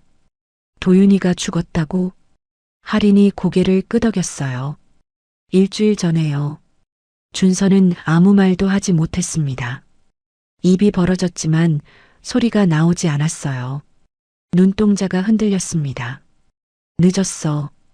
준서가 중얼거렸어요. 거의 들리지 않는 목소리로. 내가 늦었어. 그리고 고개를 떨궜습니다. 15년 동안 찾지도 않다가 이제 와서 죽고 나서야 찾았어. 눈물이 바닥에 떨어졌습니다. 똑똑똑. 도윤아, 미안해. 형이 정말 미안해. 준서는 한참 동안 울었어요. 지하도의 소음 속에서, 차가운 타일 바닥 위에서, 검은 차들에 둘러싸인 채로. 하리는 그 모습을 보면서 눈물이 흘러내렸습니다. 이 사람은 진짜야. 아빠를 진짜로 사랑했던 사람이야. 아빠를 잃어버린 걸 진짜로 후회하는 사람이야. 소은이 언니 손을 잡았어요. 언니, 저 아저씨 불쌍해. 하리는 고개를 끄덕였습니다. 그래. 이 사람도 피해자야. 아빠처럼. 우리처럼. 준서는 아이들을 차에 태웠습니다. 하리는 처음에 거부했어요. 모르는 사람 차에 타면 안 된다고, 동생들을 보호해야 한다고. 하지만 이든의 상태가 점점 나빠지고 있었습니다. 열이 오르고 있었고 몸이 축 늘어져 있었어요. 준서가 말했습니다. 병원부터 가자. 제발. 그 목소리에는 명령이 아니라 간청이 담겨 있었어요. 하리는 결국 고개를 끄덕였습니다. 차 안은 따뜻했어요. 히터가 빵빵하게 틀어져 있었습니다. 며칠 만에 느껴보는 따뜻함이었죠. 소은은 차에 타자마자 잠이 들었어요. 이든은 하린 무릎 위에서 힘없이 눈을 감고 있었습니다. 태준만 잠을 자지 않았어요. 창밖을 노려보며 경계를 늦추지 않았습니다. 차는 밤거리를 달렸어요. 30분쯤 지났을까 큰 병원 앞에 도착했습니다. 응급실이었어요. 준서는 아이들을 데리고 안으로 들어갔습니다. 간호사들이 달려왔어요. 이든을 보더니 표정이 굳어졌습니다. 저체온이에요. 열도 있고요. 빨리 처치해야겠어요. 이든은 바로 처치실로 옮겨졌습니다. 하리는 따라가려 했지만 간호사가 막았어요. 보호자분만 들어오실 수 있어요. 제가 언니예요. 제가 보호자예요. 하린의 목소리가 떨렸습니다. 그때 준서가 앞으로 나섰어요. 제가 보호자입니다. 큰아버지요. 이 아이들 전부 제가 책임집니다. 간호사가 준서를 보더니 고개를 끄덕였어요. 그럼 서류 작성해 주세요. 준서는 보호자 동의서를 작성했습니다. 손이 떨렸지만 또박또박 이름을 썼어요. 하리는 그 모습을 지켜봤습니다. 진짜로 책임지려는 걸까? 아니면 그냥 말뿐일까? 이든은 수액을 맞았어요. 해열제도 맞았습니다. 의사가 검사 결과를 가지고 왔어요. 저체온의 탈수 그리고 영양실조 초기 증상이 있어요. 며칠 동안 제대로 못 드신 것 같은데. 하리는 고개를 숙였습니다. 맞아요. 다행히 폐렴까지는 아니에요. 하루 이틀 입원하면서 경과 지켜보면 괜찮을 거예요. 하리는 안도의 한숨을 내쉬었어요. 다리에서 힘이 풀렸습니다. 이든이 괜찮다고 해서, 죽지 않는다고 해서. 그때 간호사가 하린에게 말했어요. 언니도 검사받아야 해요. 다른 동생들도요. 하리는 고개를 저었습니다. 저는 괜찮아요. 괜찮지 않아 보여요. 얼굴이 창백하고 입술도 갈라져 있어요. 준서가 다가왔어요. 너희 전부 검사받아. 제발. 하리는 잠시 망설였지만 결국 고개를 끄덕였습니다. 네 남매 모두 건강검진을 받았어요. 다행히 심각한 문제는 없었습니다. 하지만 전부 영양 상태가 좋지 않았고 수면 부족과 스트레스 징후가 보였죠. 의사가 준서에게 말했어요. 아이들이 상당한 스트레스를 받은 것 같습니다. 심리 상담도 고려해 보세요. 준서는 고개를 끄덕였습니다. 알겠습니다. 전부 할게요. 새벽 4시가 넘어서야 검사가 끝났어요. 이든은 병실에 입원했고 나머지 세 남매는 병실 소파에서 잠이 들었습니다. 며칠 만에 따뜻한 곳에서 자는 잠이었어요. 하린만 깨어 있었습니다. 잠이 오지 않았어요. 너무 많은 일이 있었습니다. 머릿속이 복잡했어요. 준서가 커피를 들고 다가왔습니다. 앉아? 못 자요. 그래, 나도. 준서는 하린 옆에 앉았어요. 한참 동안 아무 말 없이 창밖을 바라봤습니다. 그러다 입을 열었어요. 내일부터 변호사 만날 거야. 하린이 고개를 돌렸습니다. 변호사요? 응. 너희 후견인 문제. 내가 법적으로 너희 보호자가 되려면 절차를 밟아야 해. 하린의 심장이 뛰었어요. 그게 무슨 말이에요?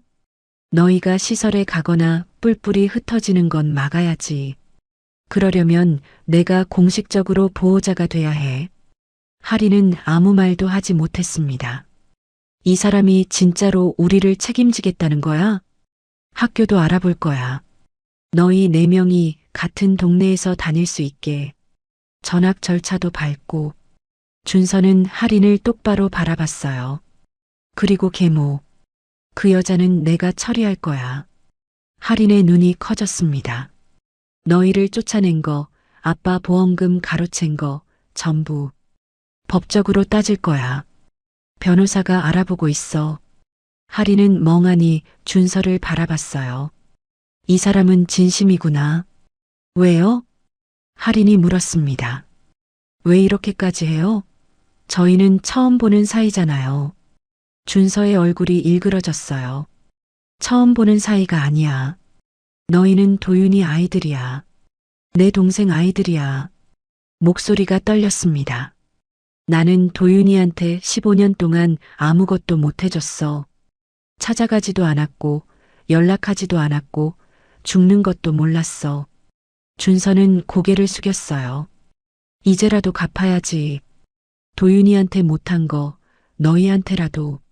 하리는 준서의 얼굴을 봤습니다. 눈이 빨갛게 충혈되어 있었어요. 밤새 울어서, 피곤해서. 하지만 눈빛은 흔들리지 않았습니다. 하리는 천천히 고개를 끄덕였어요. 고마워요. 그게 전부였습니다. 더 많은 말을 할 수 없었어요. 하지만 그 2마디에 하린의 마음이 담겨 있었습니다. 다음 날부터 모든 것이 달라졌어요. 이드는 이틀 만에 퇴원했습니다.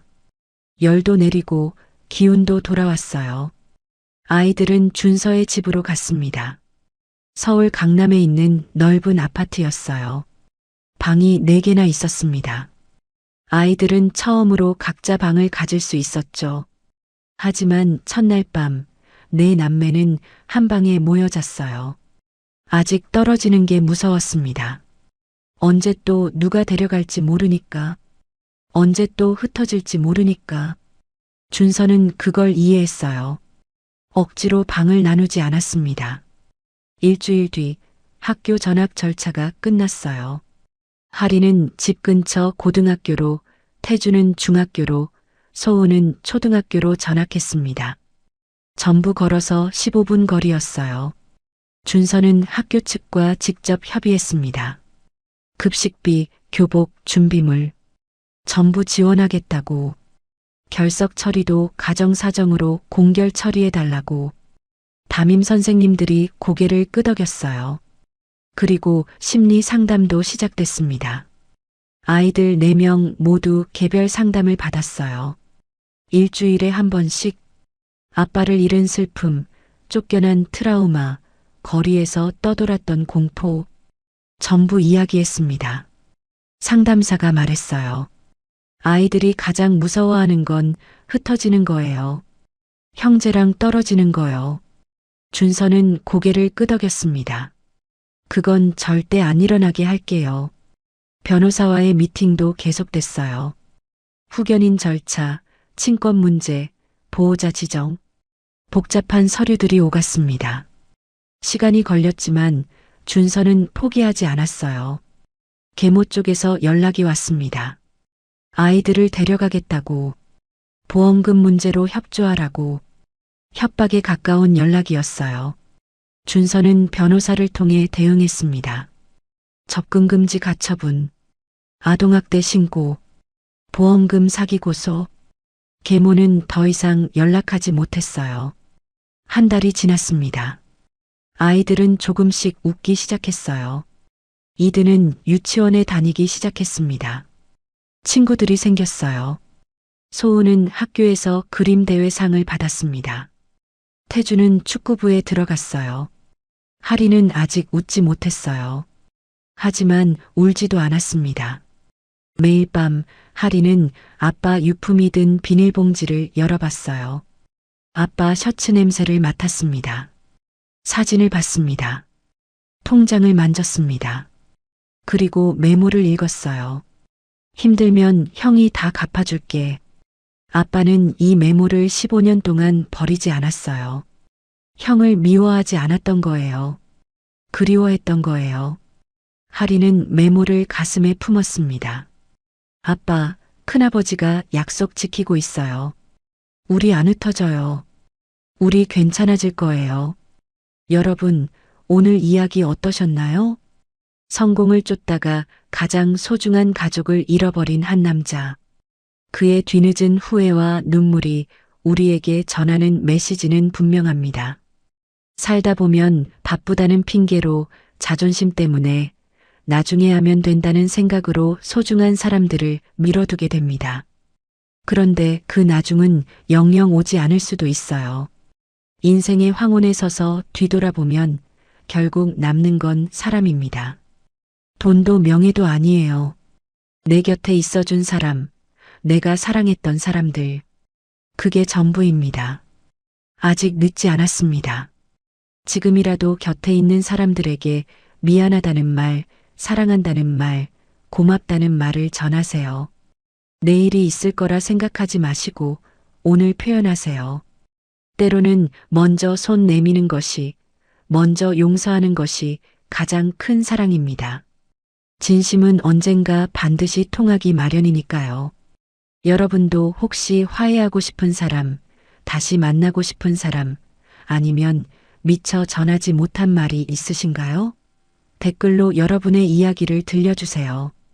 함께 나누면 마음이 한결 가벼워질 거예요. 오늘 이야기가 마음에 와닿으셨다면 좋아요와 구독 꼭 부탁드립니다. 여러분의 응원이 더 좋은 이야기를 만드는 힘이 됩니다. 다음에도 따뜻한 이야기로 찾아뵙겠습니다. 감사합니다.